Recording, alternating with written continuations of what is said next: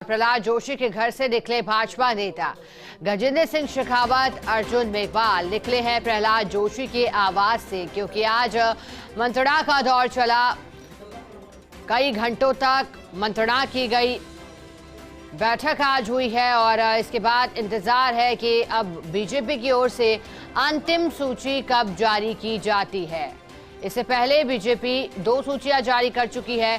पहली सूची 9 अक्टूबर को इलेक्शन कमीशन के तारीखों के ऐलान के साथ 41 प्रत्याशियों की और फिर 83 प्रत्याशियों के नामों की दूसरी सूची। लेकिन तस्वीरें देखिए, अब बैठक के बाद प्रहलाद जोशी के घर से निकलते हुए दिखाई दे रहे हैं।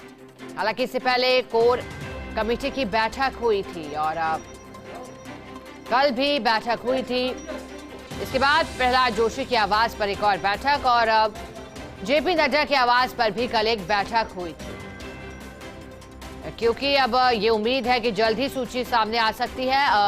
6 नवंबर क्योंकि नामांकन की आखिरी तारीख है और ऐसे में तमाम पार्टियां पुरजोर तरीके से जल्द नामों को फाइनलाइज करने की तैयारी में जुटी है। तस्वीरें देखिए आप, गजेंद्र सिंह शेखावत, अर्जुन मेघवाल प्रहलाद जोशी के आवास से निकले हैं।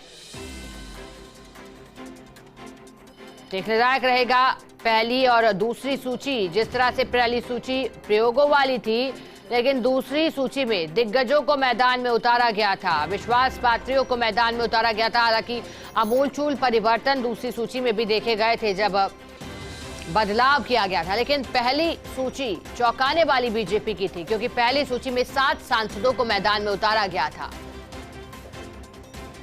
और 8 विधायकों के करीब लोगों के टिकट काटे गए थे। ज्यादा जानकारी देने के लिए हमारे साथ सहयोगी अश्विनी यादव लाइव जुड़े हैं। अश्विनी, जानकारी दीजिएगा, क्या बैठक खत्म हो गई है और इसके बाद क्या कुछ चर्चा रही बैठक में? सूची का इंतजार हो रहा है लगातार।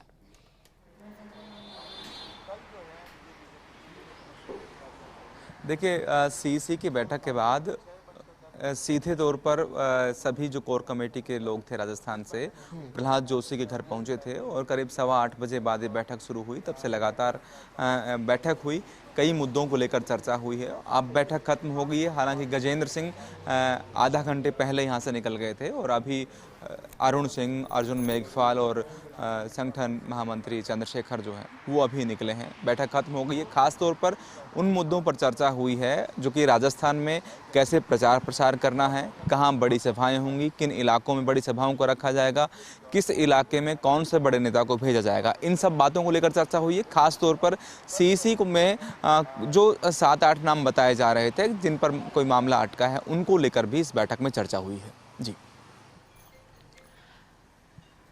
अश्विनी, आप जानकारी दे रहे थे जो नाम अटके हैं, तो नाम कहाँ अटके हैं? क्योंकि हमने देखा था जब पहली सूची आई थी तो फिर कुछ नए चेहरे थे, कुछ विधायक थे जिनके टिकट काटे गए थे, 7 सांसद मैदान में थे। दूसरी सूची में बड़े चेहरों पर दाव खेला गया, चाहे वसुंधरा राजे हो, सतीश पूनिया हो, इनके नाम दूसरी सूची में देखे गए। नरपत सिंह राजवी, जिनका पहले टिकट कहीं और से काटा गया था और कहीं और फिर उन्हें टिकट दिया गया। अब क्या लगता है आने वाली सूची में किस तरह के प्रयोग बीजेपी की ओर से किया जाएंगे? क्या ये प्रयोग वाली सूची होगी या फिर अनुभवी नेताओं और विश्वास पात्रियों की सूची होगी?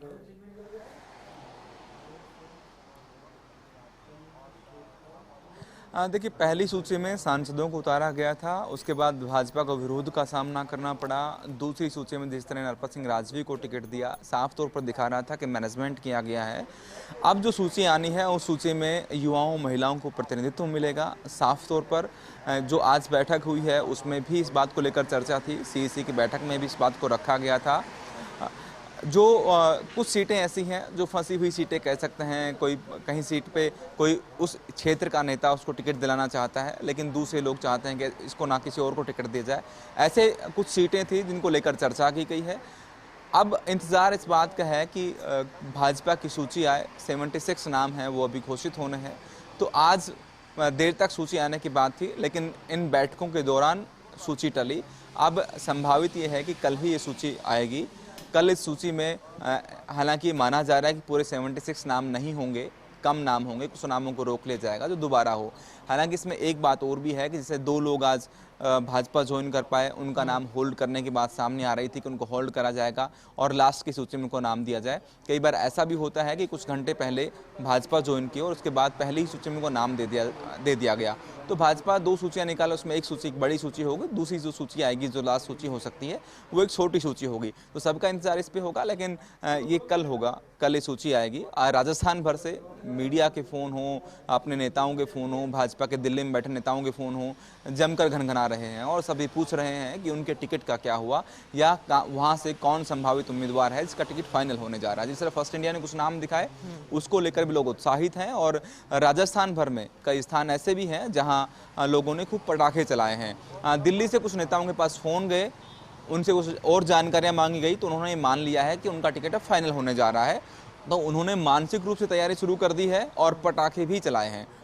तो मैं कह सकता हूं कई विधानसभाओं में ऐसी तैयारी होगी या खुशियां मना ली गई हैं। लेकिन कल सूची आएगी, उसके बाद कुछ और चीज़ सामने आ जाएंगी। जो लगातार हम ये बात कर रहे हैं कि तीसरी सूची में भाजपा क्या करेगी, किनको प्रतिनिधित्व देगी, क्या जो अनुभवी हैं उनको रखेगी, नए लोगों को लाएगी। लेकिन एक कह सकते हैं कि मिली जुली सी सूची होगी, जहां कुछ बदलाव दिखेंगे तो अनुभवी लोगों को भी टिकट दिखेगा।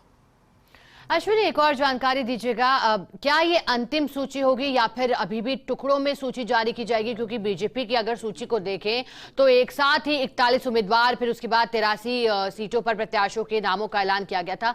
तो क्या अंतिम सूची रहेगी? एक बात। और दूसरी बात ये अश्विनी, अगर हम दूसरी सूची को देखें तो वहां नेता प्रतिपक्ष राजेंद्र राठौड़ की सीट बदली गई थी, चूरू से थे पहले, फिर तारानगर से उन्हें मैदान में उतारा गया था और दूसरी सूची में वसुंधरा राजे के समर्थक भी मैदान में दिखाई दे रहे थे। तीसरी सूची को लेकर आप कह रहे हैं महिलाओं को प्रतिनिधित्व दिया जाएगा, लेकिन क्या इसके अलावा बड़े फेरबदल भी सूची में दिखाई दे सकते हैं? क्योंकि यह माना जा रहा है कि जयपुर संभाग को लेकर खास तौर पर बड़े चेहरों को उतारना बीजेपी मैदान में चाहती और जितने नाम अब तक सामने आए उन्होंने चौंकाया है, क्योंकि सिटिंग एमएलए के टिकट काटे गए हैं अश्विनी, वो भी जो लगातार जीतते आ रहे थे और फिर विरोध बरपा था।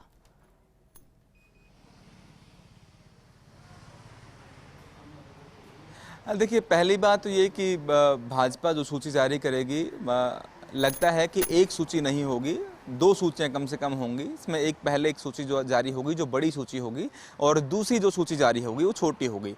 कल सुबह सूची आ सकती है, लगभग नाम तय हो गए हैं। कोर कमेटी की बैठक में तय हो गया था, 76 नामों पर बातचीत हो गई थी। आज सीईसी में जो प्रधानमंत्री अध्यक्षता में बैठक हुई, उसमें पहले राजस्थान को लेकर बातचीत हुई, उसके बाद तेलंगाना को लेकर बात हुई। तो राजस्थान की सभी सीटों पर बात हुई, कुछ सीटों को रोके जाने की बात थी, जिन पर दोबारा बातचीत करने की बात थी और उन्हीं बातों को लेकर प्रहलाद जोशी के निवास पर कोर कमेटी के जो मेंबर्स थे उनकी बात हुई। यहाँ साथ में ही मैंने जो बताया कि राजस्थान में चुनाव प्रचार का मोड, चुनाव प्रचार का तरीका, कौन सा नेता किस इलाके में जाएंगे, किस तरह की सभाएं होंगी, किस तरह की यात्राएं निकाली जाएंगी, और वो सब चर्चाएं इसमें हुई हैं।